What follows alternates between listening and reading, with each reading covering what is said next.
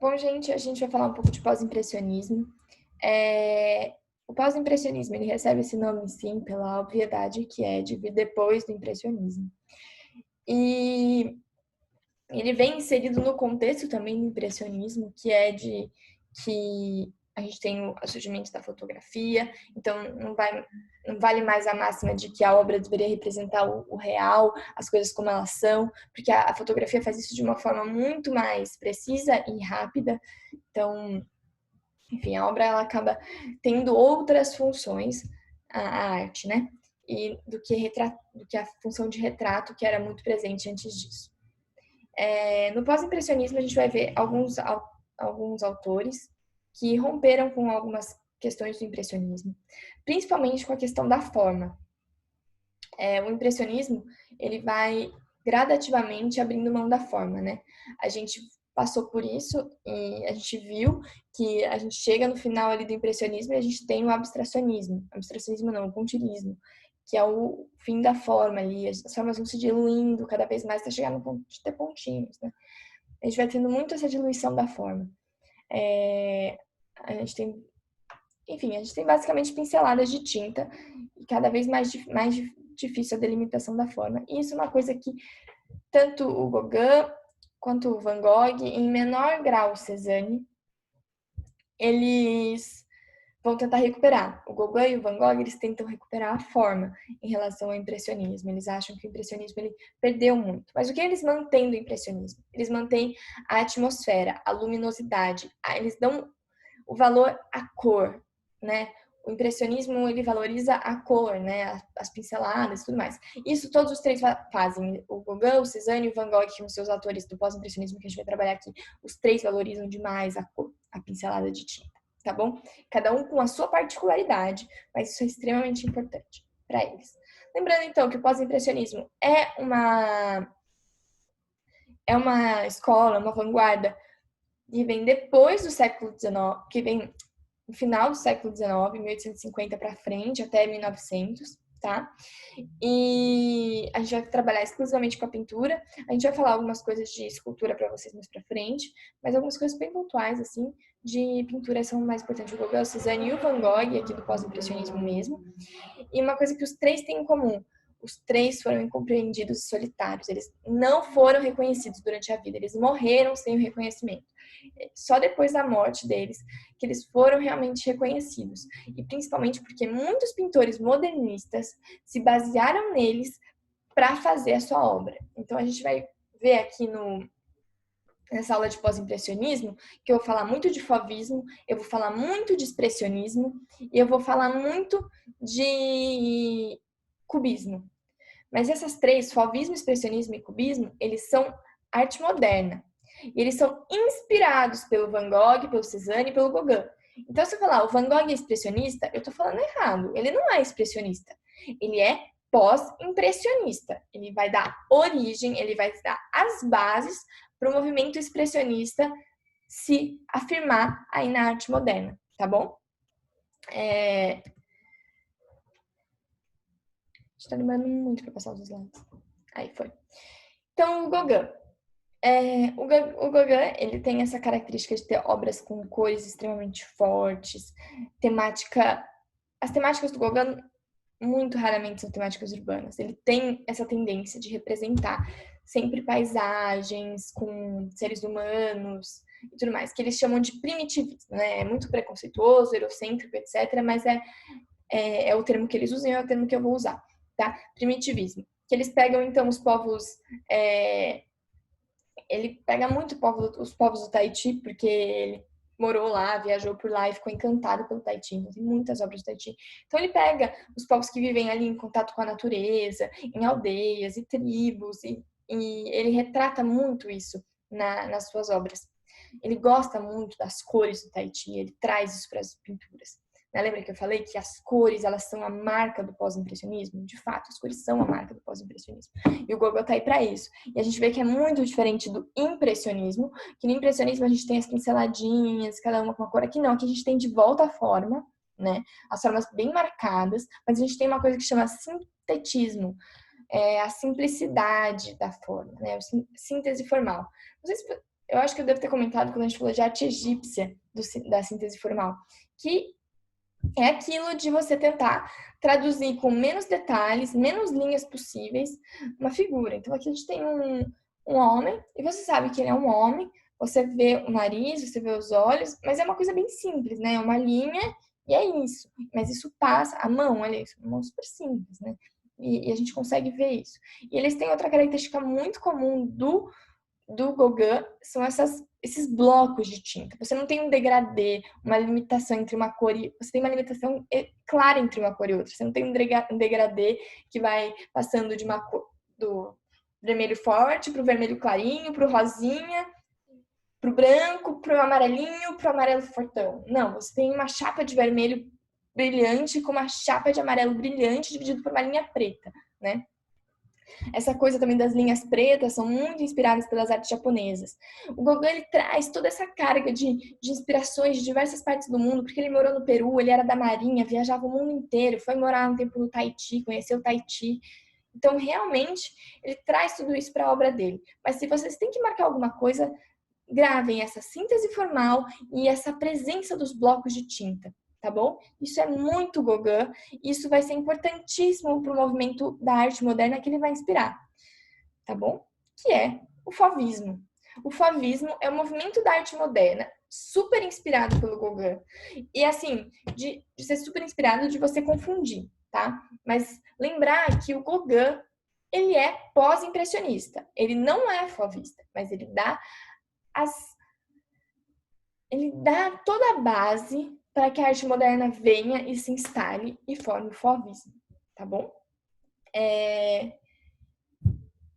aqui tem as características que eu falei para vocês, que as formas são simplificadas, que é essa síntese formal, esse sintetismo, e ele tem as grandes áreas de cores vivas e chapadas, ou seja, não tem sombreado, não tem nada. Tem uma placa de uma cor viva na tua cara, contrastando, e normalmente tem uma linha preta ali separando os blocos de tinta, né? Essas são as características do Gauguin. E ele é a influência para o fauvismo. Lembrou de fauvismo, lembrou que o Gauguin influencia o fauvismo, que a gente vai comentar mais pra frente. Aí aqui, uma obra clássica do Gauguin, que é uma imagem do Tahiti, uma imagem típica do Tahiti, né? Aí a gente tem os dois nativos, as duas nativas do Tahiti, um cão aqui na frente. E aí vocês veem, ele foi chamado de doido, maluco, quem coloca um cão de laranja, quem pinta a areia, o rio de vermelho. Mas ele não estava, ele estava interessado na sensação que isso ia transmitir, na beleza das cores, no contraste das cores. Então, às vezes eles tem uma pintura que é uma areia vermelha, ele está representando provavelmente que aquela areia era super quente, tá? Era o sol escaldante do meio-dia que estava queimando o pé deles, entendeu?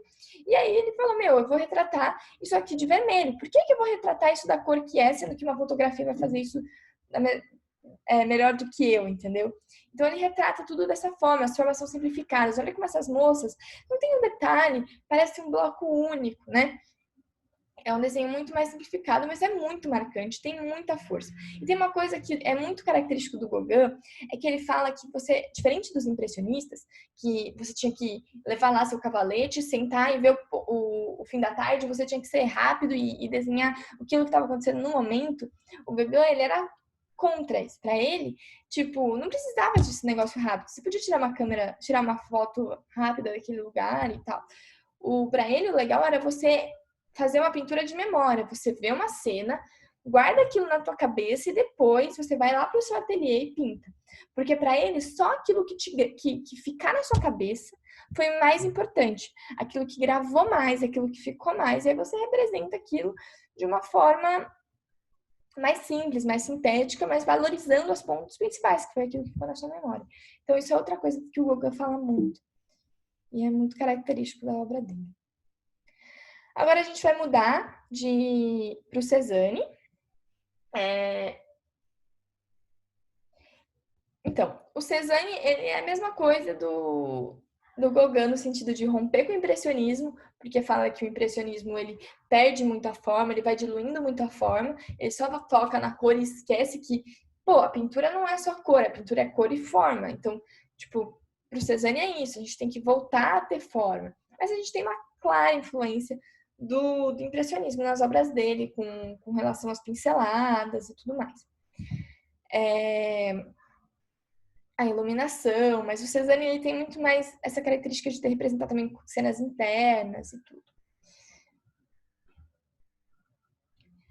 Então, aqui, ó. Cézanne, as características da obra dele. Ele mantém a paleta de cores impressionistas, que são essas cores mais de área externa. Ele busca as formas mais geométricas e ele distorce a forma e a perspectiva.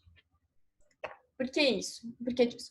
Porque esses caras, eles estavam estudando arte, eles estavam estudando como é que o olho funciona. Eles saíram do impressionismo e eles continuaram, mas eles quiseram ir além. E por isso eles chamam pós-impressionistas.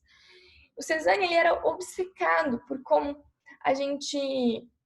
Ele partiu do... A gente parte do pontilismo e a gente chega no Cézanne, sabe?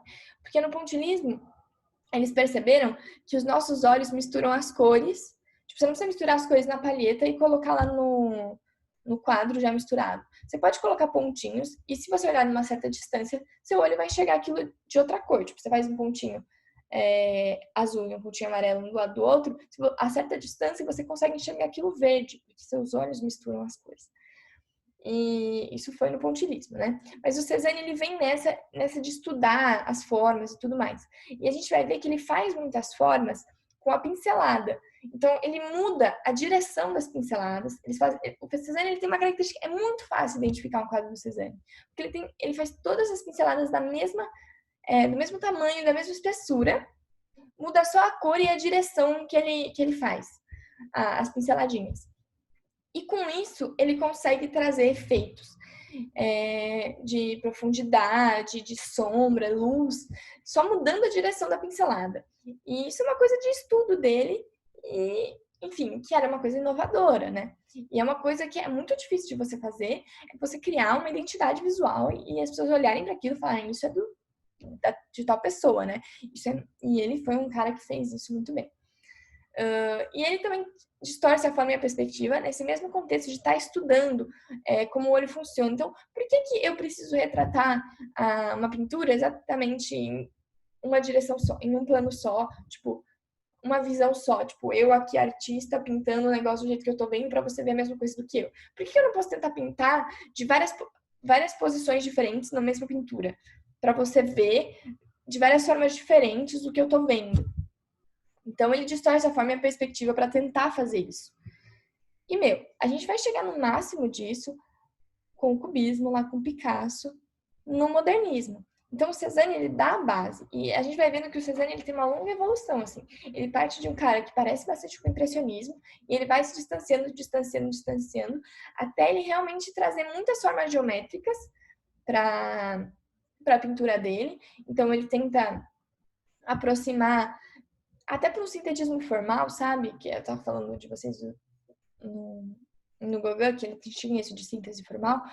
O Cézanne também tem isso de tentar sintetizar, ou seja, de trazer para o mais simples, né?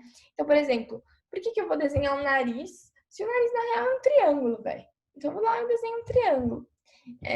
Eu vou desenhar uma maçã, mas a maçã, na verdade, é uma bola, né? Então, ele vai trazendo essas formas geométricas e principalmente essa geometrização nas pinceladas. As pinceladas dele são muito geométricas, porque elas são muito iguais, muito milimetricamente iguaizinhas, muito retinhas, sabe? Então isso é muito Cézanne e isso vai dar uma super influência para o cubismo lá na frente, que é o famoso Picasso, né?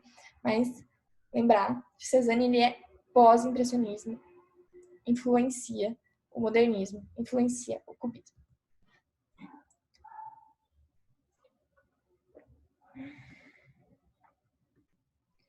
Aqui, o que eu tava falando para vocês, de que ele faz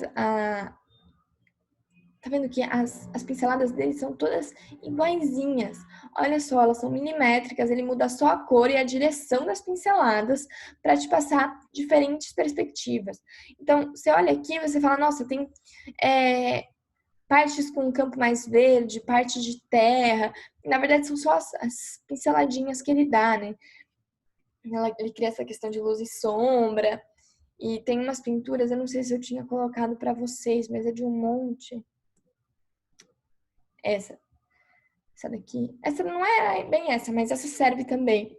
Que você vê como ele muda a direção das pinceladas, e nessa mudança de direção de pincelada, você consegue ter noção de luz, sombra, profundidade, onde tem mato, onde tem terra, onde tem vegetação, onde tem arbusto, onde tem volume, onde tem relevo.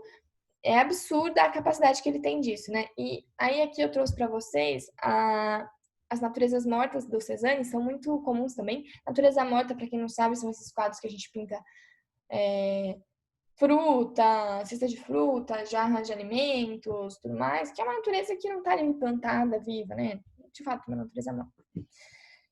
E, enfim, ele ficou bem famoso pelas naturezas mortas dele, porque foi nas naturezas mortas que ele se distanciou muito e criou um negócio extremamente novo.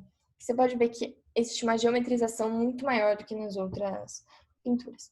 Porque não é só a pinceladinha pequena. Você pode ver que aqui nem tem essa marca tão forte das pinceladas. Mas o que é tão geométrico são as frutas. Olha como elas são redondas. Olha como essa toalha ela é muito geométrica, com ângulos muito retos. E existe até uma. E aí a questão da distorção da perspectiva e da forma. Porque você olha essa mesa e você fala, mano, se essa mesa fosse realmente assim, essas frutas estariam rolando e caindo em cima de mim. Ou seja, não tem como elas serem assim. E por que o cara pintou desse jeito? O cara pintou desse jeito porque ele queria que você visse as frutas dessa posição. Entendeu? E de outras posições também. Ele quer trabalhar como se você estivesse olhando de vários ângulos diferentes. Então, tipo, ele quis apresentar as bolachas assim, como se você estivesse olhando as bolachas de frente, meio de lado. E ele quis representar as frutas assim, como se você estivesse olhando de frente, com a mesa assim inclinada, para você olhar de frente e de cima. Enfim, essa é a viagem de Cézanne, entendeu?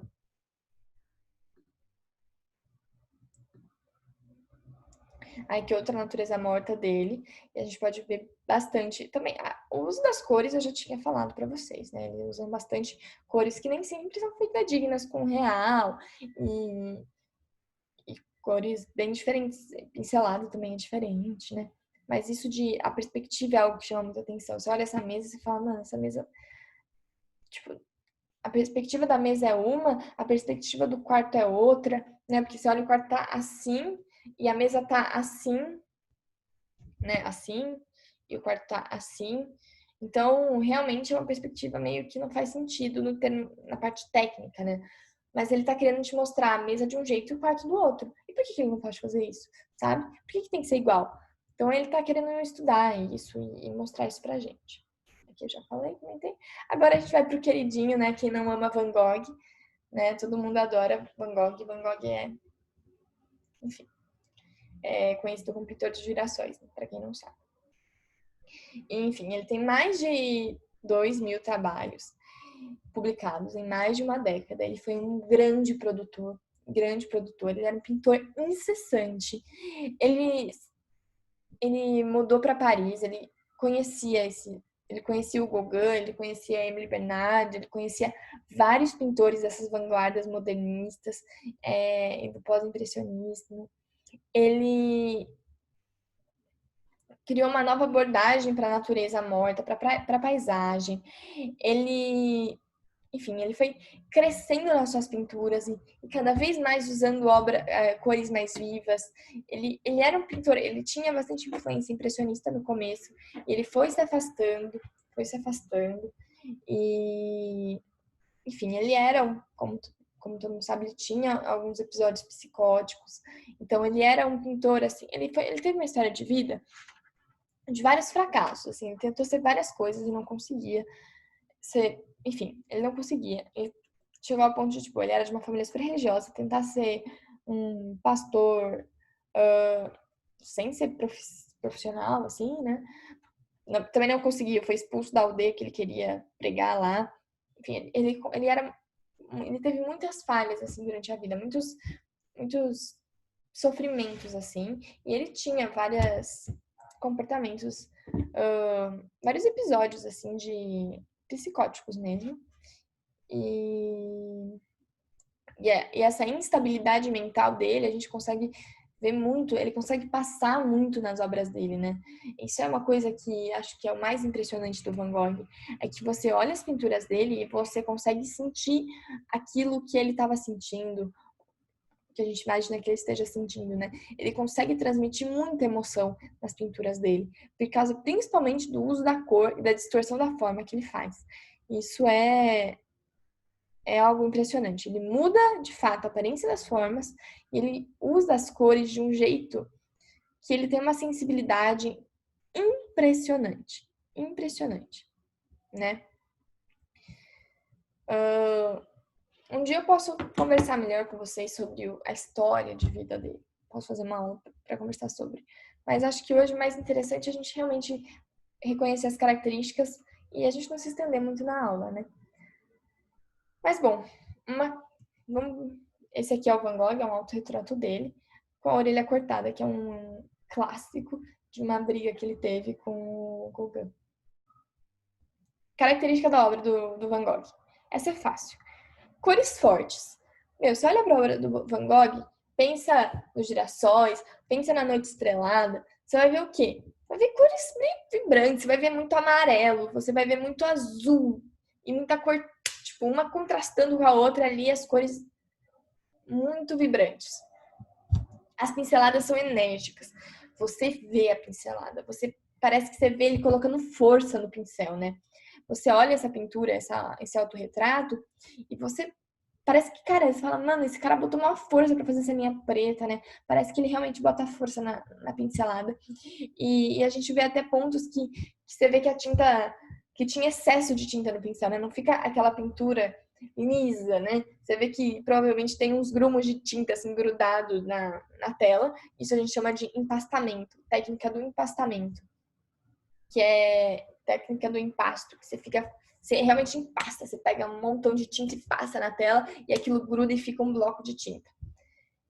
E tem muita sinuosidade, né? Você tem as linhas todas curvas e tal, que são características dele, né?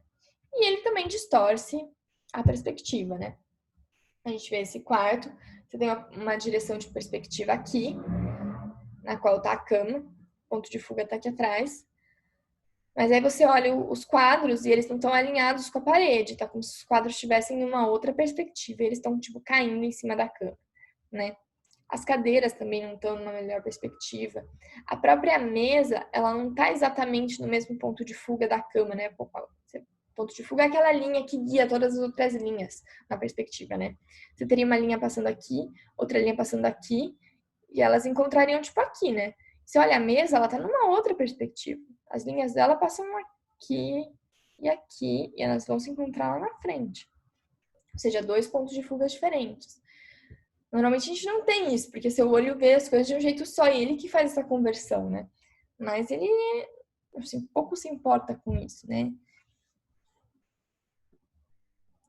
Aí aqui outra pintura dele, com esse excesso de pinceladas muito características, vibrantes. E a gente consegue entender que tem um pinheiro aqui, e esse céu à noite, as pessoas andando aqui, a carroça, a casinha no fundo. Mas o mais importante é que ele te passa uma sensação com isso, né? Uma sensação que tá tudo meio revolto, meio inconstante. E, demais, né? Aí ele adorava girassóis, ele adorava amarelo. Para ele, amarelo era a cor da felicidade, do amor. E ele representava muito girassóis. Ele tinha uma casa no campo que ele pintava muito girassóis para decorar aquela casa. Então tem vários quadros de girassóis. E a gente vê a técnica do impasto, olha como você vê aqui que tem umas marquinhas, e essas são sombras criadas pela própria tinta, pelo próprio relevo da tinta na tela, né? É algo que era considerado ridículo, absurdo, que hoje a gente fala, mano, isso aqui é maravilhoso, né? A sensibilidade que o cara teve, a capacidade de transmitir isso, sentimento e tudo mais. Essa aqui é o clássico, a minha obra favorita de todos os tempos, que é A Noite Estrelada, sobre o Robin. Ele adora o amarelo sobre o azul e olha o efeito que isso traz, a sensação, você consegue se imaginar nesse lugar, mesmo sabendo que esse lugar não existe, entendeu? Que é tipo, esse lugar desse jeito não existe, né? E é maravilhoso. E bom, o Van Gogh, como eu falei pra vocês, esse banho de sensações que ele traz pra gente, ele é o pai não, mas ele é o fonte inspiradora maior para expressionismo, né? Ou seja, usar uma obra para te passar uma sensação. E muita gente confunde isso. Muita gente acha que o Van Gogh é expressionista. O Van Gogh, ele não é, porque o expressionismo ainda não existia quando o Van Gogh fazia suas obras, né? Então, mas o expressionismo, ele usou muito do Van Gogh. Ele copiou o Van Gogh, mas o expressionismo nasce depois que o Van Gogh já morreu, tá? E o Van Gogh, ele só é reconhecido depois da sua morte e por causa das vanguardas modernistas que vão utilizar muito as referências dele. É uma história dele muito triste. Ele se suicida no final da vida. Ele não foi reconhecido, ele não ganhou um centavo pelas obras dele durante a vida dele. Ele tinha todos esses problemas mentais, ele era cuidado pelo irmão, enfim, ele era muito instável. Mas é esse pintor brilhante que foi reconhecido depois da sua morte, só, infelizmente. Mas que deixou aí esse legado maravilhoso pra gente. Espero que vocês tenham gostado da aula de hoje. A próxima aula a gente vai falar melhor de fauvismo, cubismo e impressionismo, tá? E impressionismo e expressionismo. Então a gente vai falar de Mint, a gente vai falar de Picasso, a gente vai falar de Mink também. Espero que vocês tenham gostado. E é isso. Beijinho, gente.